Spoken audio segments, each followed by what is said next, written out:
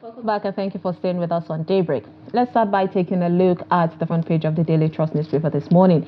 The major story, of course, is something shaky, saying governors spend billions on cars for lawmakers.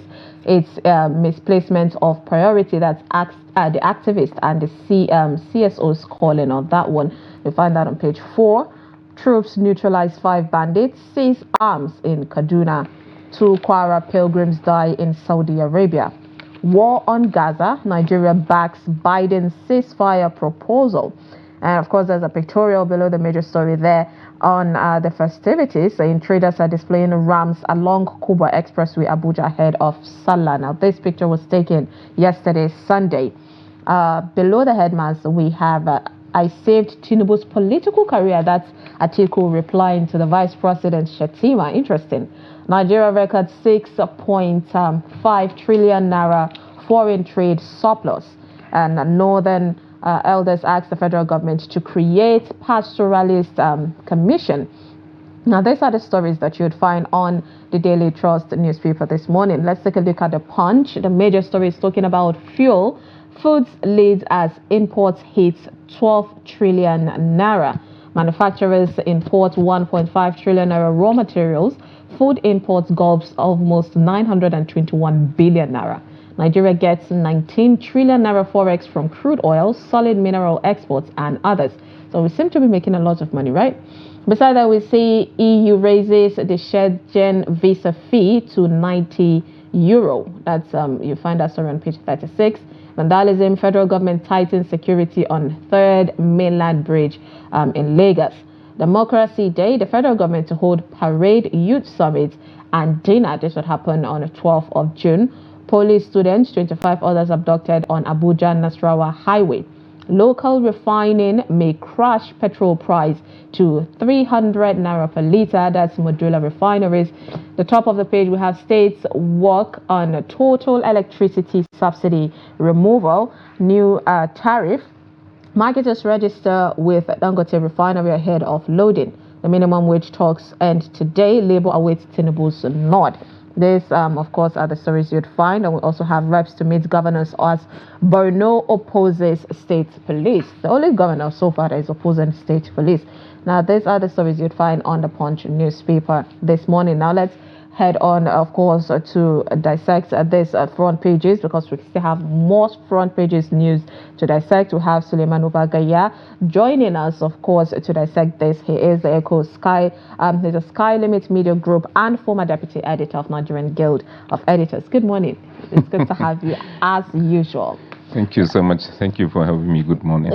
So let's reflect from everything that we discussed today, which is the awaiting of President Tinubu's decision, and also link it to the major story of the Daily Trust newspaper, which is talking about the governor spending billions of money. Now, the governors have come out to say they will not be able to pay 60,000 naira minimum wage. And now there is this report of how much they spend on cars for lawmakers, which comes as corruption. So what is your take on this? Well, nothing underscores the insensitivity, and please permit me to use the word irresponsibility on the part of some of our leaders. The fact that governors are talking about inability to pay 60 or 62,000 as minimum wage. What is 62,000? Is it a living wage in reality? Does it even aggregate to what one requires to get to his place of work or her place of work? It's absolute insensitivity, especially against the backdrop of the fact that these governors have been spending billions of naira in entertainment alone. Billions of naira. There was a report a few days ago, I've forgotten the quantum, but it's billions of naira. Each state spending well over $1 billion on entertainment alone in the governor's office.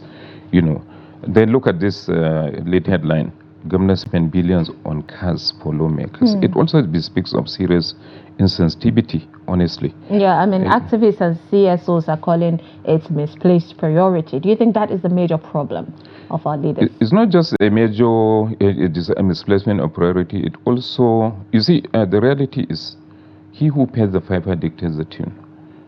In as much as the governors are allowed to continue to control the resources of legislature, of the legislative arm of government. It means the legislature will continue to kowtow before the executive, to be a yes man, so to say, to the executive. A situation where the governors determine what type of cars to buy for the legislatures, is not just insensitive, it also emphasizes the fact that there is no financial autonomy at that level of at that arm of government, and it's high time the constitution is probably amended if it is a constitutional matter, so that the legislature and the judiciary, the two other arms of government, will draw their resources directly from the statutory allocation of the federation, rather than drawing from the money that goes to the executive. Talking about, of course, lawmakers, amending constitution. Don't you think this headline is something that seemed to be some kind of corruption, some kind of bribery, in order to curtail the lawmakers from passing a bill that would at least reduce some sort of power from the governors? Yeah, exactly. That is why I said, he who paid the piper dictates the tune. There is no way they can serve as check on the executive, and that is their major constitutional responsibility, a kind of counterbalance, because the premise of our laws foresee a situation where some governors will want to be lords unto themselves. They want to be dictatorial. So to avoid that kind of situation, they came up with the legislature to serve as a check. Now, in a situation where the executive becomes the patronizing the legislature, it means the legislators will have to end up doing the bidding of the executive. It also means, in reality, the legislative arm of government does not have much purpose to serve in Nigeria. No. Because honestly speaking, if you look at it practically in all the states, there is hardly even one state where the legislative arm of government opposes the executive. It has always been approval of any bill brought by the executive. So it hardly makes sense, honestly. It means we can even do away with it. Indeed, that getting away with it, which is one thing people always talked about, is one of the driving of corruption in the country. All right, let's look at this story also. Nigeria records 6.5 trillion foreign trade, and also this is replicated in the Punch, saying fuel and foods lead as import hit 12 trillion naira. The former administration of Muhammadu Buhari was against much of importing, but then pushing for exports instead. But then we find ourselves here. What is your take on this? Well, for me, the government should be commended, honestly. It's a very major feat to have this kind of foreign trade surplus. Of course, it means there has been less import, there has been more dependability in our own local products, and... Is it favorable, though? Because of manufacturers are importing almost 1.5 trillion raw materials. So while they're saying that there is trade surplus also, let's not forget they're also pointing out the fact that we have imported way more than we normally import. Yeah, that is a problem. Honestly, we've been a consumers nation, and that has to change for us to really get to the promised land. There is no way we can attain prosperity in a situation where we are simply consumers. We hardly produce. The few manufacturing industries, like you just pointed out, have to rely on foreign countries or foreign partners to get raw materials. And look at the kind of money being spent, trillions. So that somehow has to change. The Nigerian Export Promotion Council, I think, will need to do more in terms of providing more incentive to our local manufacturers of raw materials, or those exporting raw materials. They should provide them with more incentive. And for example, they can ensure that products that are exported are at least processed in Nigeria. That will go a long way in...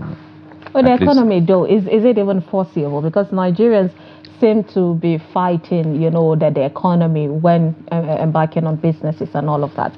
All right, but then let's talk about, speaking still on trade, we know how the custom have been working intensely. And one of the major concerns of Nigerians is the custom, this particular administration of the custom is proving, coming out with a lot of decisions saying this is what we've done, a lot of documentation to prove on the progress. But the money submitted to the government, still Nigerians are not feeling the impact of how much the custom are generating this year. But then you made an article on this, appraising Nigeria's customs service, 1 year of trade facilitation. Walk us through your take on this.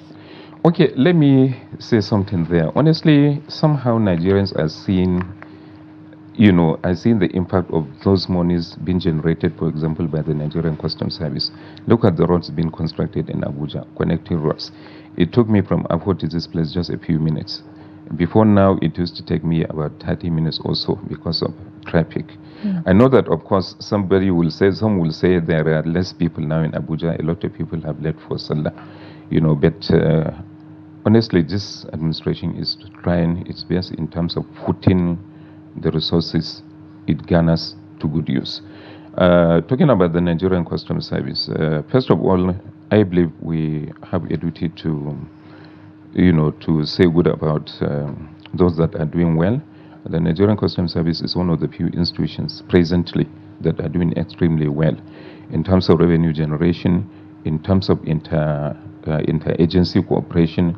For example, it has partnered with the National Drug Law Enforcement Agency in terms of confiscation of hard drugs worth several billions of naira.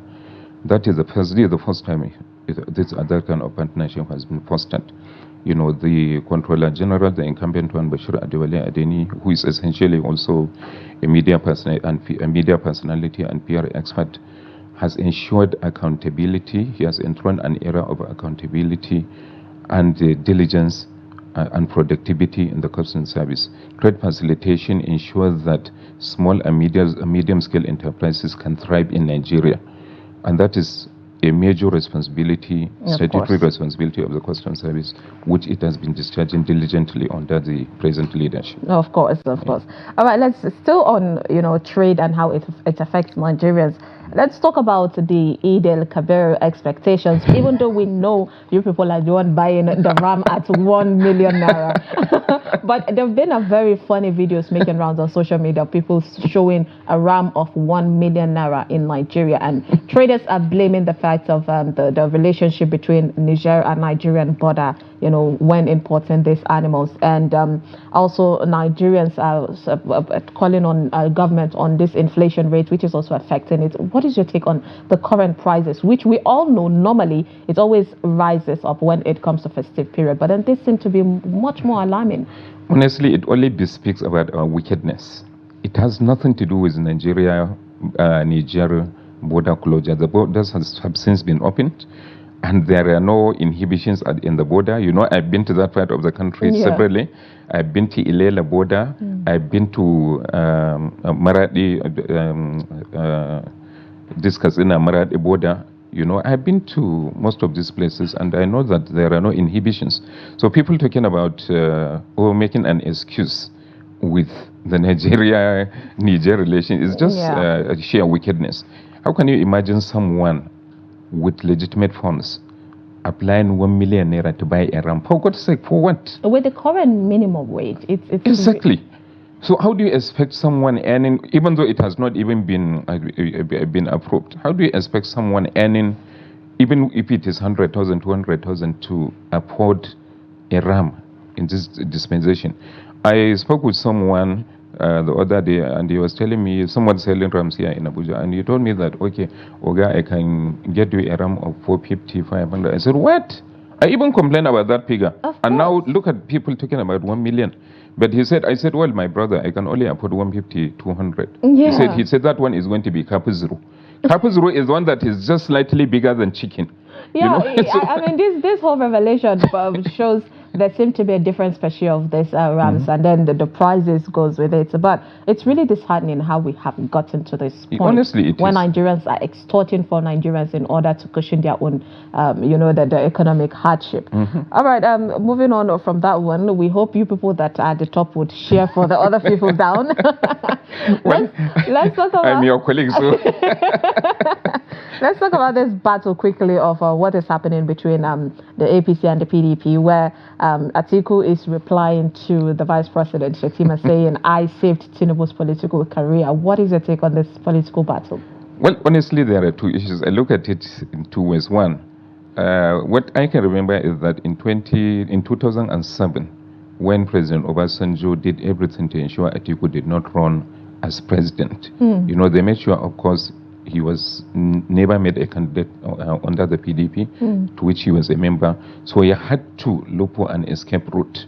And it was Tinubu who provided that escape route in 2007 by giving him on a platter the platform of the AC, not ACN, AC. It was under the platform or banner of the AC that Atiku ran for president. And of course, he didn't win. He was defeated by Adwa of blessed memory.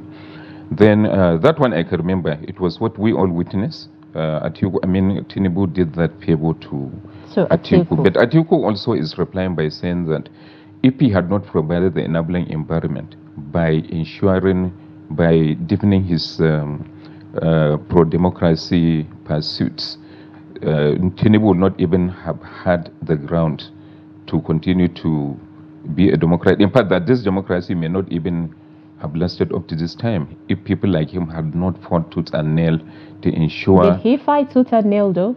No, honestly, he did. Atiku? To be fair to him, he did, yeah. But of course, it can be said he did that out of self-interest. Tinubu, Obasanjo really wanted to wrestle him to the ground, to make him totally irrelevant. Yeah. So he also connived.